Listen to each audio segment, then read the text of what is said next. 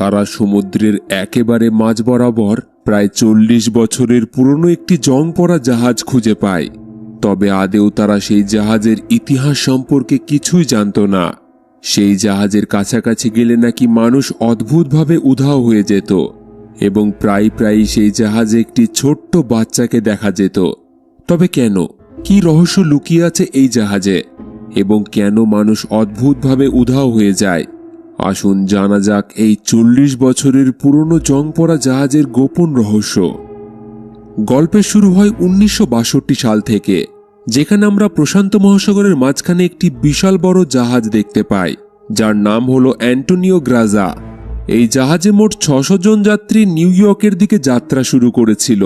জাহাজে একটি পার্টি চলছিল, যেখানে একজন সুন্দরী গায়িকা গান গাইছিল এবং সবাই তার গান শুনে বেশ মজাতেই ডান্স করছিল।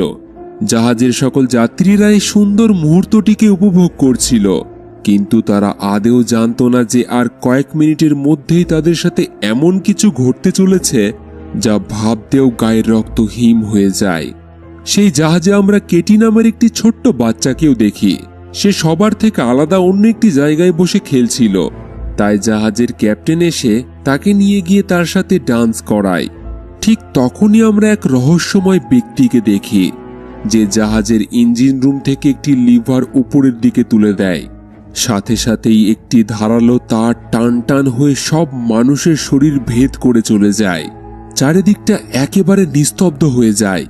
দেখতে দেখতেই সবার শরীর দুটো টুকরো হতে শুরু করে। এই রকম মর্মান্তিক দৃশ্য দেখলেও গায়ের রক্ত হিম হয়ে যায়। চারিদিকে শুধু রক্ত আর রক্ত ছড়িয়েছিল। তবে সৌভাগ্যবশত কেটি নামের বাচ্চাটি বেঁচে যায়, কারণ তার হাইট কম ছিল, যার কারণে তার মাথার ওপর দিয়ে তারটি চলে গেছিল। এইভাবেই কেটে যায় প্রায় 40টা বছর। সমুদ্রের মাঝে কয়েকজন মানুষকে দেখানো হয়, তারা একটি টাগবোটের মাধ্যমে একটি বড় জাহাজকে টেনে নিয়ে যাচ্ছিল। তখনই হঠাৎ সেই পুরনো জাহাজটি ডুবতে শুরু করে।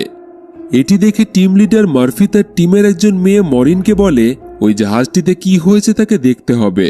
তাকে সেই পুরনো জাহাজে পাঠিয়ে দেয়, যাতে মরিন সেই জাহাজটিকে যে তার দিয়ে বেঁধে নিয়ে যাওয়া হচ্ছিল সেটিকে কেটে দেয়। কারণ যদি সেই পুরনো জাহাজটি ডুবে যায়, তবে তার সাথে তাদের টাগবোটটিও ডুবে যাবে, সবাই মারা যাবে। মরিন যখন সেই পুরনো জাহাজে যায়, তখন জানতে পারে যে জাহাজের নিচের অংশে জং পড়ার কারণে ছোট্ট একটি ফাটল সৃষ্টি হয়েছে, যার জন্য জাহাজে জল দ্রুত ভর্তি হচ্ছে এবং আর হয়তো 5 মিনিটের মধ্যেই জাহাজটি ডুবে যাবে। মরিন এই কথা মার্ফিকে জানায়। এটি শুনে মার্ফি মরিনকে বলে, যে তার দিয়ে আমরা জাহাজটিকে টেনে নিয়ে যাচ্ছি, শুধু সেই তারটিকে তুমি কেটে দাও এবং দ্রুত সেখান থেকে বেরিয়ে এসে টাগবোটে ফিরে আসো, কারণ এই জাহাজটিকে আমরা এখানেই ছেড়ে চলে যাব, এটি ডুবতে চলেছে। তখন টিমের আরো 2 জন মরিনের কাছে যায় এবং তারাও মরিনকে বাইরে বেরিয়ে জাহাজটিকে ছেড়ে দিতে বলে। কিন্তু এই জাহাজটিকে খুঁজে বার করতে তাদের 3 মাস সময় লেগেছিল, তাই মরিন এত সহজে এই জাহাজটিকে ছেড়ে যেতে রাজি ছিল না। জাহাজটিকে ঠিক করার জন্য সে নিচে জলে ঝাঁপ দেয়, যা দেখে উপরে বসে থাকা দুজনেই মরিনকে সাহায্য করার জন্য জলে ঝাঁপ দেয়।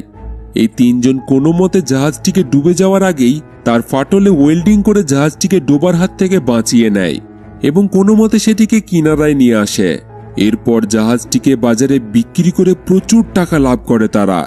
টিম লিডার মার্ফি এই টাকা সবার মধ্যে সমান ভাগে ভাগ করে দেয়। তারা বাড়ি গিয়ে সবাই এক একটা ড্রিঙ্ক নিয়ে বেশ মজায় খেতে থাকে। এই সময় জ্যাক নামের একজন লোক তাদের উপর অনেকক্ষণ ধরেই নজর রাখছিল, তাদের সব কথাই শুনছিল। তারা যে সমুদ্রের নিচের গুপ্তধন এবং ঐতিহাসিক পুরনো জিনিসগুলিকে খুঁজে বার করে এবং সেগুলিকে মার্কেটে বিক্রি করে প্রচুর টাকা ইনকাম করে, সেটা সে বুঝতে পারে। তাই কিছুক্ষণ তাদের কথা শোনার পর জ্যাক নামের সেই লোকটি মার্ফির কাছে আসে এবং একটি জাহাজের কথা বলে, যার মধ্যে নাকি অনেক গুপ্তধন লুকিয়ে আছে। জ্যাক তার পরিচয়ে জানায় সে আর্কটিক ওয়েদার ফ্লাইটের একজন পাইলট এবং কয়েকদিন আগেই তাদের ক্যামেরায় একটি জাহাজ ধরা পড়েছে। সে রিসার্চ করে জানতে পেরেছে এই জাহাজে নাকি অনেক সোনা আছে। জ্যাক আসলে সেই জাহাজের কথাই বলছিল, যে জাহাজে আজ থেকে 40 বছর আগে এক রহস্যময় লোক জাহাজের সকল মানুষের হত্যা করে দিয়েছিল। মার্ফিও 40 বছর আগে হারিয়ে যাওয়া এই অ্যান্টোনিও গ্রাজা নামের জাহাজটির কথা শুনেছিল। তবে এখনো পর্যন্ত এই জাহাজটি অনেকেই খুঁজেছে, কিন্তু আজ পর্যন্ত কেউই সেই জাহাজটি খুঁজে পায়নি। সেটা নাকি অদ্ভুতভাবে অদৃশ্য হয়ে যায়। জ্যাক মার্ফিকে বলে যে সে জানে জাহাজটি সমুদ্রের কোন জায়গায় আছে, আর যদি তারা এই জাহাজটি নিয়ে বাজারে বিক্রি করে তবে তারা রাতারাতি ধনী হয়ে যাবে, আর সৌভাগ্যবশত সেখানে আমরা সোনাও পেয়ে যেতে পারি। অনেক টাকার কথা শুনে কার না লোভ হয়, তাই টিমের সবাই এই মিশনের জন্য তৈরি হয়ে যায় এবং পরের দিনই তারা তাদের টাগবোট নিয়ে অ্যান্টোনিও গ্রাজা নামের সেই জাহাজটির সন্ধানে বেরিয়ে পড়ে, আর এই কাজে জ্যাক তাদেরকে সাহায্য করে। বেশ কয়েকদিনের সফরের পর তারা সমুদ্রের একটি খুবই নির্জন জায়গায় পৌঁছায়, যেখানে একজন টিম মেম্বার তাদের বোটের রাডারে আশেপাশে কোনো একটি জাহাজ থাকার সংকেত পায়। তারা বুঝতে পারে যে 40 বছর আগে হারিয়ে যাওয়া জাহাজটি এখানেই কোথাও আছে। তবে এই গভীর সমুদ্রে চারিদিকে শুধু অন্ধকার, একটুও ভালো আলো নেই। হঠাৎই কিছুটা এগিয়ে যেতেই তাদের সামনে একটি বিশাল জাহাজ চলে আসে, আর এটাই ছিল সেই জাহাজ অ্যান্টোনিও গ্রাজা, যা আমরা গল্পের শুরুতে দেখেছিলাম এবং যা গত 40 বছর ধরে সমুদ্রে কোথাও হারিয়ে গেছিল। এই জাহাজটি দেখে সবাই খুশি হয়ে যায়, কারণ তাদের স্বপ্ন পূরণ হতে চলেছিল। এই জাহাজটি বিক্রি করে তারা মালামাল হয়ে যাবে, আর যদি তারা সোনাগুলি পেয়ে যায় তাহলে তো আর কোনো কথাই নেই। এবার লিডার মার্ফি দুজনকে টাগবোটে থাকতে বলে এবং নিজে কয়েকজন সঙ্গীদের সাথে সেই পুরনো জাহাজটি পরীক্ষা করার জন্য ভিতরে চলে যায়। জাহাজটি ভিতর থেকে পুরোপুরি নষ্ট হয়ে গেছিল এবং অদ্ভুত গা ছমছমে অনুভব হচ্ছিল প্রত্যেকের। পুরো জাহাজে খুবই অদ্ভুত আওয়াজও শোনা যাচ্ছিল, যা সত্যিই ভয়ের ছিল। তবে জাহাজের গুপ্তধন এবং জাহাজটি বিক্রি করে যে টাকা তারা পাবে, সেই কথাটি তাদের প্রত্যেকের মাথায় ঘুরছিল। মার্ফি তার সঙ্গীদের এগিয়ে যেতে বলে। তারা একটি আওয়াজকে অনুসরণ করতে করতে একটি বড় ঘড়ির কাছে পৌঁছায়। অবাক করার বিষয়, তারা দেখে যে সেই ঘড়িটির কাঁটা এখনো নড়ছে, কিন্তু হঠাৎই কিছুক্ষণ পর ঘড়িটির কাঁটা থেমে যায়।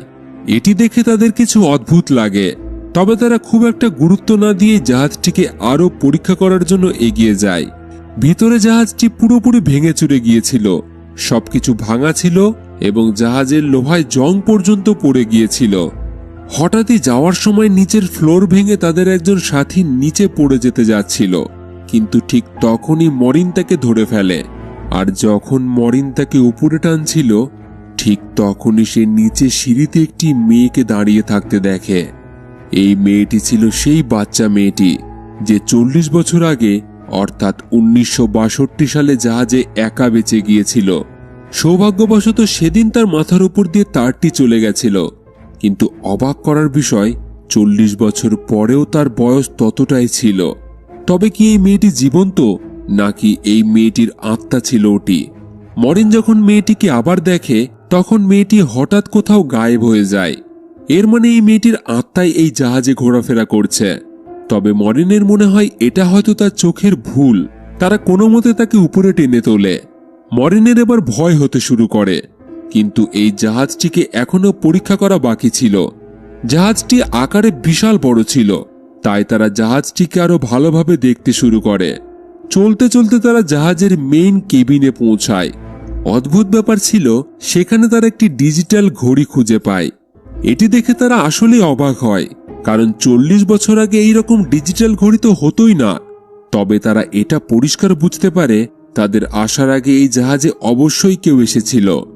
কোনো রকমে জাহাজটিকে দেখা হলে সবাই তাদের টাগবোটে ফিরে আসে এবং মার্ফি সিদ্ধান্ত নেয় যে পরের দিন তারা এই জাহাজটিকে টাগবোট দিয়ে বেঁধে নিয়ে যাবে। তবে পরের দিন একটি সমস্যা হয়ে দাঁড়ায়। পরদিন সকালে তারা জাহাজের নিচের ভাগ ভালোভাবে পর্যবেক্ষণ করে জানতে পারে জাহাজে কয়েকটি বেশ বড় ফাটল আছে, আর সেগুলি জং পড়ার কারণে হয়েছে, যার কারণে জাহাজটি ধীরে ধীরে জলে ডুবে যাচ্ছে। মার্ফি বলে যে এই অবস্থায় জাহাজটিকে টাগবোট দিয়ে বেঁধে নিয়ে যাওয়া সম্ভব নয়, কারণ জাহাজে প্রচুর জল ভর্তি হয়ে গেছে। জলের কারণে জাহাজের ওজন অনেকটাই বেড়ে গেছে, তাই এই পুরনো জাহাজটিকে টাগবোট দিয়ে বেঁধে নিয়ে যাওয়া বোকামি হবে। আর তাছাড়া আগের দিন তারা এই জাহাজে কোনো রকম কোনো গুপ্তধন পায়নি, হয়তো তাদের কাছে ভুল খবর আছে। তবে টিমের বাকি সদস্যরা সহমত ছিল না, বিশেষ করে জ্যাকের। সে জোর গলায় বলতে থাকে, আমি জানি এই জাহাজে গুপ্তধন আছে। জ্যাকের এই কথা শুনে তারা আরও একবার জাহাজটিকে ভালোভাবে সার্চ করতে চাইছিল। এই কারণে তারা সিদ্ধান্ত নেয় যে প্রথমে তারা জাহাজের ফাটলটি ওয়েল্ডিং করে বন্ধ করবে এবং তারপর জাহাজের ভিতরে থাকা সমস্ত জল বের করে এটিকে টাগবোট দিয়ে টেনে নিয়ে যাবে। পরিকল্পনাটি তাদের বেশ ঠিকই মনে হয়, যার ফলে জাহাজটিকে নিয়ে যাওয়ার জন্য সবাই যার যার কাজে লেগে যায়। কিছুজন জাহাজের ফাটলটিকে ঠিক করার কাজ শুরু করে দেয় এবং কিছুজন জাহাজের ভিতরে থাকা গুপ্তধন খুঁজতে থাকে। গুপ্তধন খোঁজার জন্য মরিন জাহাজের এদিক ওদিক ঘুরতে শুরু করে এবং যেতে যেতে সে একটি সুইমিং পুলের কাছে পৌঁছায়। সুইমিং পুলটি দেখে সে অবাক হয়, কারণ সুইমিং পুলটিতে প্রচুর গুলির চিহ্ন ছিল এবং সেখানে অনেক গুলির খাপও পড়েছিল। সুইমিং পুলটি দেখে উপরে উঠে আসার সময় হঠাৎই তখন মরিন সেই মেয়েটিকে দেখতে পায় এবং সে চমকে গিয়ে সরাসরি সুইমিং পুলে পড়ে তার মাথাটি সুইমিং পুলের মেঝেতে জোরে ধাক্কা লেগে রক্ত বেরোতে শুরু করে। ঠিক তখনই ওই সুইমিং পুল রহস্যজনকভাবে তার রক্ত শুষে নেয়। মরিন যখন আবার উপরে তাকায়, মেয়েটি সেখানে নেই, অদৃশ্য হয়ে গেছে। তবে সেখানে জ্যাক দাঁড়িয়েছিল। জ্যাক মরিনকে সুইমিং পুল থেকে বের হতে সাহায্য করে। বাইরে বেরিয়ে মরিন জ্যাককে বলে যে সে এইমাত্র একটি মেয়েকে দেখেছে, কিন্তু সে হঠাৎ কোথায় গায়েব হয়ে গেল। জ্যাক মরিনকে বলে যে এটা হয়তো তোমার মনের ভুল হতে পারে, এখানে তো কিছুই নেই। কিন্তু দুইবারই কি তার চোখের ভুল হতে পারে? তো যাই হোক, তারা দুইজনেই চলে যায় এবং তাদের এখান থেকে চলে যাওয়ার সাথে সাথেই সুইমিং পুলটি পুরোপুরি রক্তে ভরে যায়। অন্যদিকে মার্ফি এই জাহাজের ক্যাপ্টেনের রুমটি খুঁজে পায়। সে যখন রুমের ভিতরে যায় তখন রুমটি খুব খারাপ অবস্থায় ছিল। বেশ কিছুক্ষণ দেখার পরেও সে তেমন কিছু সেখানে পায় না। কিন্তু যখন মার্ফির নজর সামনে টেবিলের উপর পড়ে তখন সে দেখে যে টেবিলের উপর একটি মদের বোতল এবং গ্লাসে মদ ঢালা রয়েছে।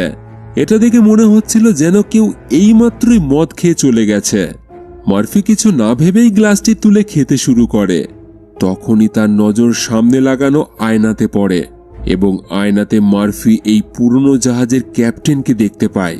সে একেবারে চমকে ওঠে, তার হাত থেকে মদের গ্লাসটি পড়ে যায় এবং সে সেখানে আর না দাঁড়িয়ে ভয়ে বেরিয়ে সেখান থেকে চলে যায়। জাহাজে প্রায় সবার সাথেই অদ্ভুত অদ্ভুত ঘটনা ঘটছিল। একজন টিম মেম্বার যার নাম মার্ক, সে জাহাজে কোনো লেডি সিঙ্গারের গানের আওয়াজ শুনতে পায়। সে সেই আওয়াজ ফলো করে জাহাজের গ্রাউন্ড এরিয়াতে পৌঁছায়, যেখানে একটি জ্বলন্ত সিগারেট ছিল এবং সিগারেটে লিপস্টিক লাগানো ছিল। এর মানে এখানে অবশ্যই কেউ আছে। ঠিক তখনই আমরা আসলেই সেই 40 বছর আগের পুরনো লেডি সিঙ্গারকে দেখি, সেই সিঙ্গার যাকে আমরা গল্পের শুরুতে দেখেছিলাম। তবে মার্ক তাকে দেখতে পায় না। অন্যদিকে মরিন এবং জ্যাক এগিয়ে যেতেই সামনের লন্ড্রি রুম থেকে বাইরে যাওয়ার একটি গেট যখনই খোলে তারা, তখনই ভিতরে জমা হওয়া সব জল বেরিয়ে আসে, যার মধ্যে বহু লোকের মৃতদেহ ছিল। হঠাৎই অটোমেটিকলি উল্টো দিকের গেটটি বন্ধ হয়ে যায়। মার্ফি এবং জ্যাক ভয়ে সেখান থেকে অন্যদিকে পালায়। সেখান থেকে তারা বেরিয়ে একটি অন্য রুমে যায়। সেই রুমে জ্যাক একটি খুব লাক্সারি পুরনো গাড়ি দেখতে পায়। এটা বিক্রি করে প্রচুর টাকা পাওয়া যাবে। কিন্তু মার্ফির এখানে কিছু গোলমাল মনে হয়, তাই সে আর একটুও সময় নষ্ট না করে সেখান থেকে বেরিয়ে যেতে চাইছিল। ঠিক তখনই অন্য একটি রুমে তারা কিছু একটা নড়াচড়া করতে দেখে। তারা ভয়ে ভয়ে সামনের দিকে এগিয়ে যেতেই যখন জিনিসটি উপর থেকে সরিয়ে দেয়, তাদের চোখ ছানা বড়া হয়ে যায়। তারা বিশ্বাস করতেই পারেনি তারা এমন কিছু জিনিস পাবে, কারণ সেখানে সোনায় ভরা একটি বাক্স পড়েছিল। এর মানে জ্যাকের কথাই সত্যি। এটা দেখে মরিন দ্রুত তার বাকি টিম মেম্বারদের এখানে ডেকে নেয় এবং যখন সবাই এখানে পৌঁছায় তখন জিনিসপত্রগুলি সরানোর পর তারা এই ধরনের 9টি বাক্স খুঁজে পায়। প্রতিটি বাক্সে 28টি সোনার প্লেট ছিল। সবার তো আর খুশির ঠিকানাই থাকে না, কারণ তারা সবাই রাতারাতি ধনী হয়ে গিয়েছিল। এত বড় গুপ্তধন খুঁজে পাওয়ার পর তারা সিদ্ধান্ত নেয় যে তারা এই জাহাজটিকে এখানেই ছেড়ে দেবে এবং শুধু সোনা এখান থেকে নিয়ে যাবে, কারণ তারা যত পরিমাণে সোনা পেয়েছিল এই সোনা বিক্রি করলে তারা আজীবন বসে বসে খাবে। এরপর তারা সমস্ত সোনার বাক্সগুলি ওই জাহাজ থেকে তাদের টাগবোটে রেখে দেয়। এখন যেহেতু তারা গুপ্তধন পেয়েই গেছে, তাই এখানে তাদের কোনো কাজ নেই। এখান থেকে বেরোনোর প্রস্তুতি নিতে থাকে তারা। টাগবোটটিকে চালানোর ক্যাপ্টেন বোটটি শুরু করার জন্য ইঞ্জিন রুমটি পরীক্ষা করে দেখতে শুরু করে। তবে সেই সময় আমরা দেখতে পাই যে বোটে রাখা সিলিন্ডার ভালভ আপনা আপনিই চালু হয়ে যাচ্ছে, যার ফলে কিছুক্ষণের মধ্যেই বাতাসে গ্যাস ছড়িয়ে পড়ে। অন্যদিকে মরিন আরও একবার সেই মেয়েটিকে দেখতে পায় যে তার দিকেই দ্রুত গতিতে ছুটে আসছিল, যেন সে মরিনকে কিছু বলতে চাইছিল। কিন্তু তখনই কেউ তাকে ধরে নিচে ধাক্কা মেরে ফেলে দেয়, আর এদিকে মার্ক ইঞ্জিন চালু করে দেয়। তখনই সিলিন্ডার থেকে বেরোনো গ্যাসের কারণে পুরো বোটে একটি খুব বড় বিস্ফোরণ হয়, যার ফলে টাগবোটের ক্যাপ্টেন দুর্ভাগ্যবশত আগুনে পুড়ে মারা যায়। পুরো টাগবোটটি জলে ডুবে যায়। কোনো রকমে মার্ফি মার্ককে বাঁচিয়ে নেয়। এখন এরা সমুদ্রের মাঝ বরাবর একটি পুরনো জাহাজে আটকে পড়ে। বাইরের কারোর সাথে তারা যোগাযোগ করতে পারবে না, কারণ সম্পূর্ণ রেডিও সিস্টেমটি টাগবোটের সাথে জলের তলায় তলিয়ে গেছে। তাহলে কিভাবে তারা এখান থেকে বেঁচে ফিরবে, এই বিষয় নিয়ে তারা খুবই দুশ্চিন্তায় ছিল। মার্ক তার হবু স্ত্রীর ছবি দেখে দুঃখিত হয়ে পড়ে, কারণ মাত্র 2 সপ্তাহ পরেই তাদের বিয়ে হওয়ার কথা ছিল, এবং এখন তার মনে হয় যে তারা আর কখনোই এই জাহাজ থেকে বেঁচে ফিরতে পারবে না। নানান রকম চিন্তায় সে ভেঙে পড়ে এবং সেখানে থাকা বহু বছরের পুরনো একটি মদ খেতে শুরু করে। অন্যদিকে মরিন একটি বিষয় নিয়ে চিন্তিত ছিল, কেন বারবার সে সেই মেয়েটিকে দেখছে। আসলে কি রহস্য লুকিয়ে আছে এই জাহাজে? এইসব প্রশ্ন তাকে আর স্থির রাখতে পারে না। এই কারণে মরিন সেই মেয়েটির সম্পর্কে জানার চেষ্টা শুরু করে দেয়। সে জাহাজের অনেক পুরনো নথিপত্রের মধ্যে যাত্রীদের সব নাম চেক করতে শুরু করে, যার থেকে সে জানতে পারে যে মেয়েটিকে সে দেখছে তার নাম কেটি। এরপর মরিন তার রুম খুঁজতে খুঁজতে করিডোর দিয়ে যাওয়ার সময় হঠাৎই প্রত্যেকটা গেট অটোমেটিকলি খুলে যেতে থাকে এবং একটি ঘর থেকে কিছু একটা আওয়াজ হয়, যেন কেউ তাকে পথ দেখিয়ে নিয়ে যাচ্ছে।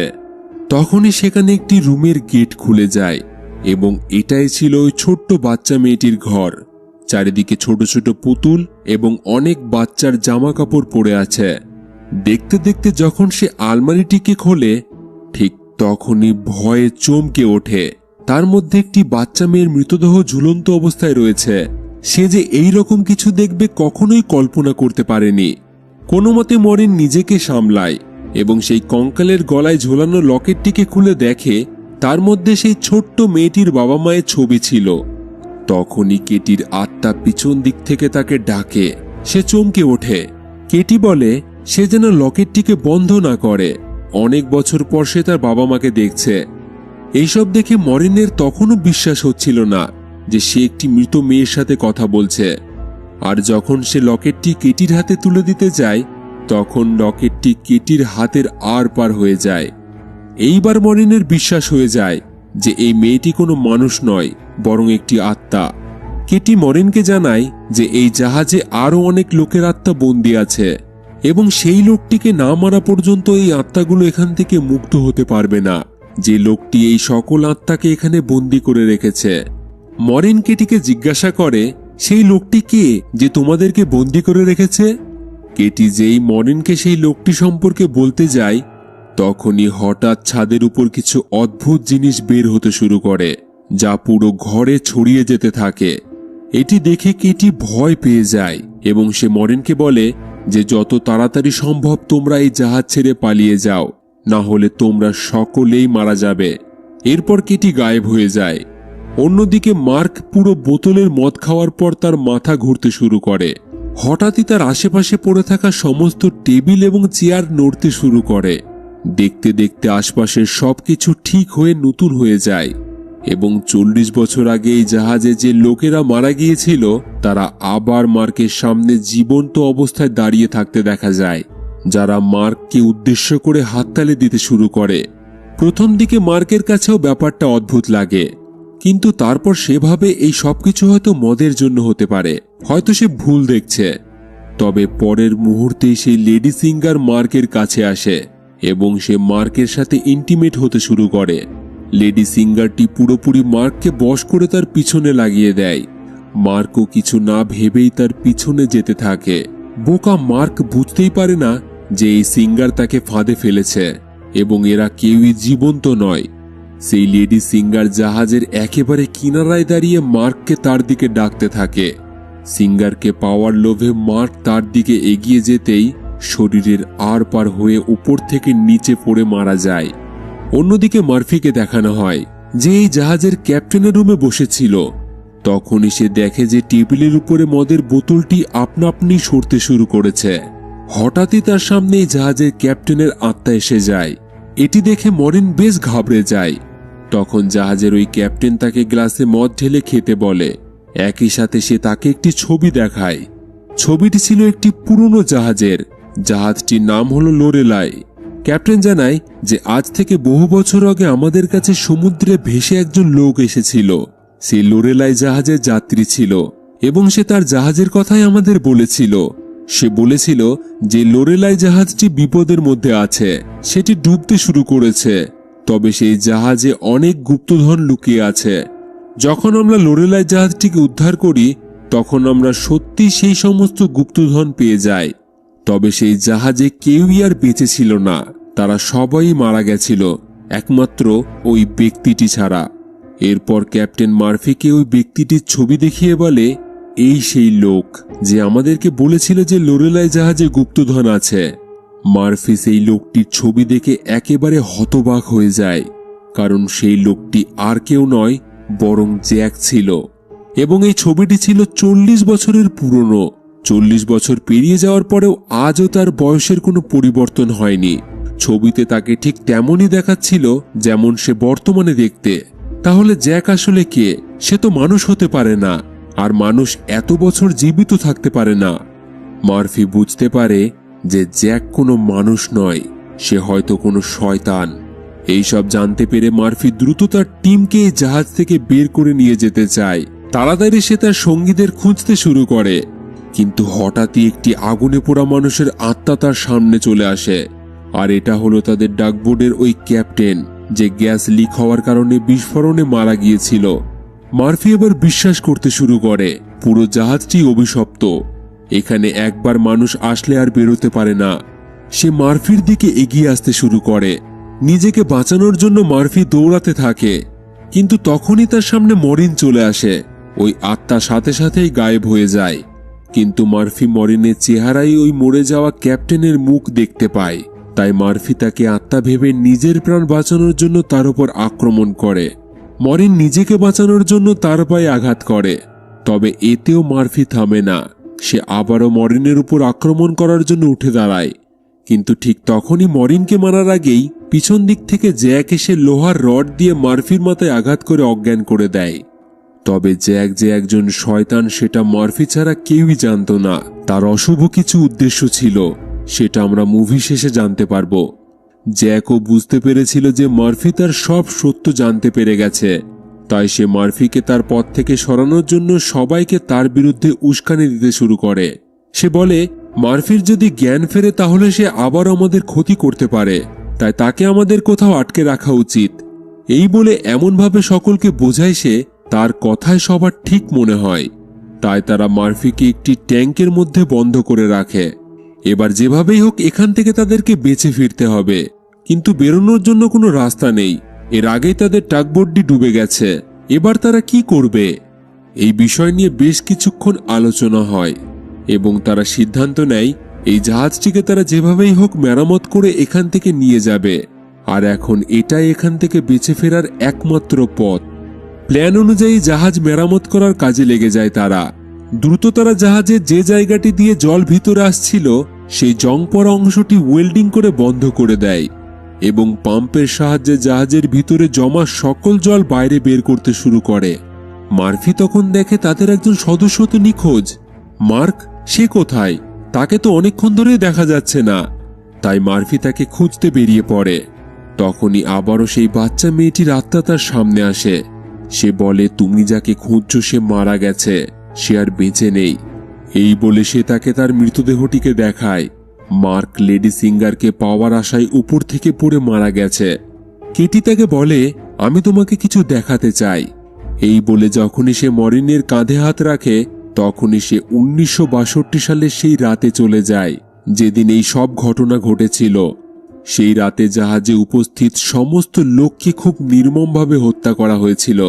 আর এই সব কিছু করেছিল একটি গ্রুপ, যাদের উদ্দেশ্য ছিল এই জাহাজে থাকা সমস্ত সোনা চুরি করার।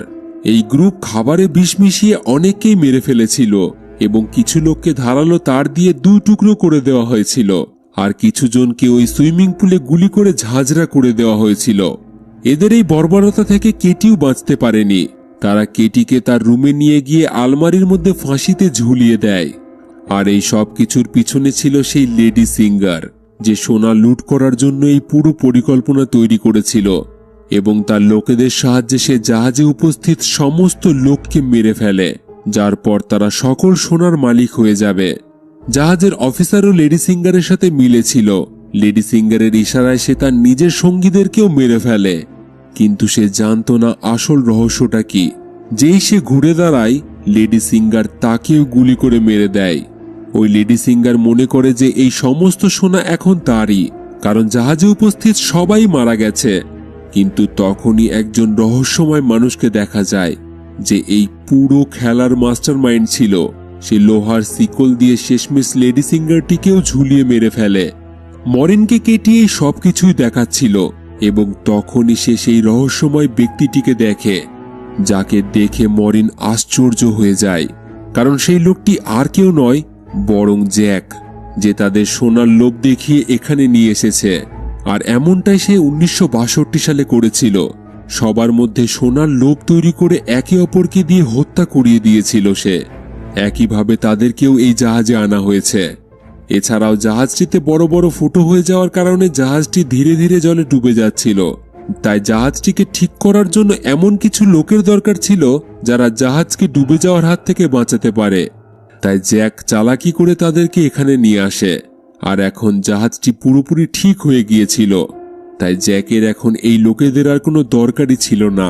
তাই সে এখন সবাইকে মেরে ফেলতে চাইছিল। এই সব বুঝতে পেরে মরিনের মনে পড়ে যায়, তারা জ্যাকের কথা শুনে মার্ফিকে ট্যাঙ্কে বন্ধ করে রেখেছে। মরিন দ্রুত তার জীবন বাঁচাতে তার কাছে দৌড়ে যায়, কিন্তু ততক্ষণে ট্যাঙ্কে জল ভরে যাওয়ার কারণে তার মৃত্যু হয়ে গিয়েছিল। সে তাকে বাঁচানোর জন্য ট্যাঙ্কের কাঁচ ভাঙার চেষ্টা করে, তবে ট্যাঙ্কের কাঁচ খুবই মজবুত হওয়ার কারণে সে পারে না। মার্ফি মারা যায়। মরিন আর একটুও দেরি না করে ডস নামের আর এক সাথীর কাছে ছুটে যায়। মার্ফি ডসকে জ্যাকের সব সত্যি কথা বলে দেয় এবং বলে যে জ্যাককে তুমি যেখানেই দেখতে পাবে তখনই তাকে গুলি করে মেরে ফেলবে। তখনই সে তাদের আরেক সাথী মুন্ডারকে দেখতে পায় না, কারণ সে পাম্প খারাপ হওয়ার কারণে জলের নিচে সেটিকে ঠিক করার জন্য গেছে। এটি শোনা মাত্রই মরিন দ্রুত ছুটে যায়, কারণ সে জানে এই সব কিছুই আসলে জ্যাকের চাল। এদিকে মরিন চলে যাওয়ার কিছুক্ষণ পরেই জ্যাক ডসের সামনে আসে। মরিনের কথা মতো ডস জ্যাককে বলে, ওখানে দাঁড়িয়ে থাকো, নিজের জায়গা থেকে একেবারেই নড়বে না, তোমার সকল সত্য আমরা জেনে গেছি। এটি শুনে জ্যাক বুঝতে পারে যে মরিন তাকে তার সব সত্যি কথা বলে দিয়েছে। তখন জ্যাক ডসকে কথার মাধ্যমে ভুলিয়ে টর্চ দিয়ে বন্দুক ছিনিয়ে নেওয়ার চেষ্টা করে, কিন্তু ডস জ্যাকের চালাকি বুঝে ফেলে এবং সে সাথে সাথেই জ্যাকের উপর গুলি চালায়, যার ফলে জ্যাক দূরে ছিটকে পড়ে। ডস মনে করে হয়তো সে মারা গেছে, এই ভেবে সে সেখান থেকে চলে যায়। তবে আদেও জ্যাক মরেনি, সে হলো শয়তান, তার মৃত্যু নেই। অন্যদিকে মরিন মুন্ডারকে বাঁচানোর জন্য সেখানে পৌঁছাতেই এক মর্মান্তিক দৃশ্য দেখে। ইঞ্জিন রুমের জল ভরে যাওয়ার কারণে সেই জল বার করার সময় হঠাৎই এমনিতে ইঞ্জিন চালু হয়ে যায় এবং সেই ইঞ্জিনে ফেসে গিয়ে তার শরীরের অনেকগুলি টুকরো হয়ে যায়। তাদের টিমের সকল সদস্যরাই মারা গেছে, শুধুমাত্র ডস এবং মরিন ছাড়া। আর এই সব কিছুই এই জাহাজের কারণেই হচ্ছে, সেটা মরিন বুঝতে পারে। তাই সে সিদ্ধান্ত নেয় সে এই জাহাজকে পুরোপুরি ধ্বংস করে দেবে। এই ভেবে সে জাহাজের প্রতিটি কোণে বোমা ফিট করতে শুরু করে। ঠিক তখনই তার কাছে ডস আসে। ডস মরিনকে জানায় যে সে জ্যাককে মেরে ফেলেছে। এটি শুনে মরিন বলে যে জ্যাকের মৃত্যু হবে না, সে অমর, কারণ জ্যাক তো মানুষই নয়। আমাদের এই পুরো জাহাজটিকে ধ্বংস করতে হবে, যাতে জ্যাক আমাদের মতো অন্য কোনো মানুষকে এখানে এনে না ফাঁসাতে পারে। এবং জ্যাক যত আত্মাকে এই জাহাজে বন্দি করে রেখেছে তারা সবাই মুক্ত হয়ে যাবে। অদ্ভুত ব্যাপার, ডস এখানে রেগে মরিনকে বোঝাতে শুরু করে, আমাদের জাহাজটিকে ধ্বংস করা উচিত নয়, আমরা জাহাজটিকে কেন ধ্বংস করব? এভাবে জাহাজে রাখা সমস্ত সোনা তো নষ্ট হয়ে যাবে। তাহলে তো আমরা সোনা না পেয়ে খালি হাতে ফিরে যাব। মরিন বলে, এই সোনা আসলে জ্যাকের একটি চাল। আমরা এখান থেকে কখনোই এই সোনা নিয়ে যেতে পারবো না, তাই আমাকে যেভাবেই হোক এই জাহাজটিকেই ধ্বংস করতে হবে। ঠিক তখনই দেখা যায় এটা ডস নয়, বরং এটা হলো জ্যাক। জ্যাক বুঝতে পারে যে মার্ফি কোনোভাবেই তার কথা শুনবে না, তাই জ্যাক তার আসল রূপে ফিরে আসে। এর মানে জ্যাক ডসকেও মেরে ফেলেছিল। জ্যাক তাকে বলে, যেভাবে তুমি সমুদ্রে ফেসে যাওয়া জাহাজগুলিকে জমা করো, ঠিক সেভাবেই আমি আত্মাদের জমা করি। তাদেরকে আমি গোলাম করে রাখি, আর এই সব কিছু আমি ডেমনের জন্য করি। প্রথমে আমি মানুষই ছিলাম, তবে অনেক পাপ করার কারণে আমার মৃত্যুর পর ডেমনরা আমাকে এই কাজ দিয়েছে। আমার কাজ হলো মানুষকে দিয়ে পাপ কাজ করিয়ে তাদেরকে মেরে ফেলা এবং তাদের আত্মাকে সংগ্রহ করে ডেমনের কাছে পৌঁছে দেওয়া। আর এই কাজ আমি যেমন লরেলি নামে ওই জাহাজটির সাথে করেছি, ঠিক একইভাবে অ্যান্টোনিও গ্রাজাতেও করেছি। আমি ডেমনদের হয়ে একজন সোল কালেক্টরের কাজ করে থাকি। আর এই জাহাজ ধ্বংস হয়ে গেলে আমার মিশন অসম্পূর্ণ থেকে যাবে, তাই তুমি এই জাহাজটিকে ধ্বংস করো না। এই বলে সে মরিনকে একটি সুযোগ দেয় যে তুমি চলে যাও, আমি তোমাকে মারব না, কিন্তু বিনিময়ে তোমাকে এই জাহাজটিকে ছেড়ে দিতে হবে। তবে মরিন তার কোনো কথা শুনতে রাজি ছিল না, যার পর জ্যাক একটি লোহার রড দিয়ে তার মাথায় আঘাত করে। সে নিচে পড়ে যায়। জ্যাক তাকে জলের নিচে দম বন্ধ করে মারতে চায়, কিন্তু সৌভাগ্যবশত কোনো মতে সে সেখান থেকে ছাড়া পায়। হাতের কাছে সে একটি তীর পেয়ে যায় এবং আর কোনো সময় নষ্ট না করে সে সেই তীর দিয়ে বোমের রিমোটের উপর নিশানা লাগায়। এর সাথে সাথে সে জলে ঝাঁপ দেয়, যার পরে জাহাজে একটি খুব বড় বিস্ফোরণ হয়। জোরালো বিস্ফোরণের কারণে জাহাজে জল ভরতে শুরু করে, জাহাজ ডুবতে থাকে এবং মার্ফি জলের ভিতরে জাহাজের নিচে ফেসে যায়। কোনো রকমেই তার বাইরে বেরোনোর কোনো রাস্তা সে দেখতে পায় না। তার নিঃশ্বাস বন্ধ হয়ে আসতে থাকে। কিন্তু তখনই সেখানে কেটির আত্মা আসে, যে মরিনের হাত ধরে তাকে জলের উপরে উঠে আসার রাস্তা দেখায়। তখন মরিন দেখে যে জ্যাক যত আত্মাকে বন্দি করে রেখেছিল সেই সব আত্মা মুক্তি পেয়ে গেছে এবং তারা বন্দি মুক্তি হয়ে জান্নাতের দিকে যেতে শুরু করেছে। কোনো রকমে মরিন অনেকটা কষ্টে জলের উপরে উঠে আসে। আসলে এখানে যত আত্মাই বন্দী ছিল তারা সবাই জ্যাকের দাস ছিল, তবে শুধু কেটির আত্মা এবং জাহাজের ক্যাপ্টেন তার দাস হতে পারেনি, কারণ তারা খুবই পবিত্র এবং ভালো মানুষ ছিল, যার কারণে জ্যাক তাদের উপর বেশি নিয়ন্ত্রণ করতে পারেনি। এই কারণেই কেটি এবং ক্যাপ্টেনের আত্মা বারবার তাদেরকে সাহায্য করতে পেরেছে। মরিন কোনো রকমে একটি বাক্সের সাহায্যে সমুদ্রের উপরে ভাসতে থাকে। রাত কেটে সকাল হয়ে যায় এবং সৌভাগ্যবশত একটি জাহাজ তাকে ভাসতে দেখে উদ্ধার করে নেয়। যখন তাকে বন্দরে আনা হয় তখন সে তার অ্যাম্বুলেন্স থেকে এক ভয়ঙ্কর দৃশ্য দেখে, যে জ্যাক এখনো জীবিত এবং সে জাহাজের যত সোনা ছিল সেই সোনা অন্য একটি জাহাজে নিয়ে যাচ্ছে, যাতে সে আবারও সেই সোনার লোভ দেখিয়ে মানুষকে মারতে পারে এবং তাদের আত্মাকে বন্দী করতে পারে। এর সাথেই মুভিটি এখানেই শেষ হয়ে যায়। তো বন্ধুরা, মুভিটি আপনাদের কেমন লাগলো অবশ্যই কমেন্টে আপনাদের মতামত জানাবেন। ভিডিওটি কোনো রকম বুঝতে অসুবিধা হলে কমেন্টে প্রশ্ন করতে পারেন। আর ভিডিওটিতে একটি লাইক এবং বন্ধুদের সাথে শেয়ার করতে ভুলবেন না। আর এই রকম মুভি এক্সপ্লেন দেখার জন্য আমাদের চ্যানেলের সাথে জুড়ে থাকুন।